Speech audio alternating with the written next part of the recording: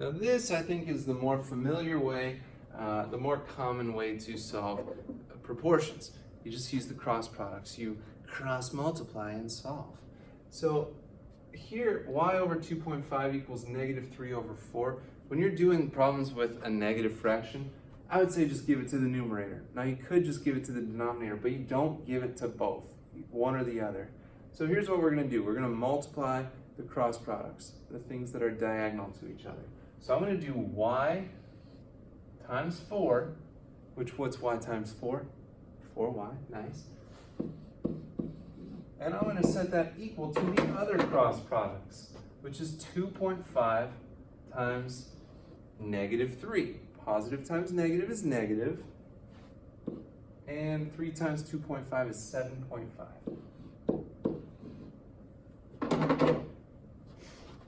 That's 4y. I don't want 4y, I just want y. So we got to divide by 4.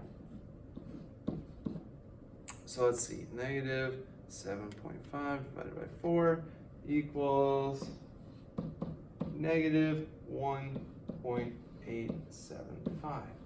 Now, I said on the last one that if they are giving you fraction problems, give them the answer in fractions. You can do that with some prior knowledge on this one. You could convert this later into a fraction. You can convert it earlier into a fraction. Like here, negative 7.5, there shouldn't be a decimal in that part. So what you can do is multiply them both by 10. Negative 7.5 over 4, if you multiply the numerator and denominator by 10, becomes negative 75 over 40.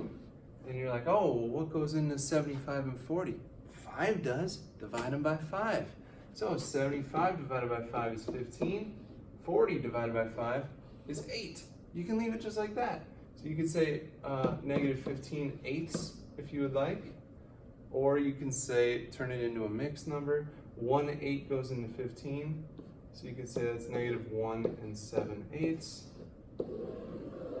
However, on this problem, since they have decimals in the original problem, I would say you'd probably be fine with the decimal answer. But I'd be way impressed if you could give me these simplified fraction answers.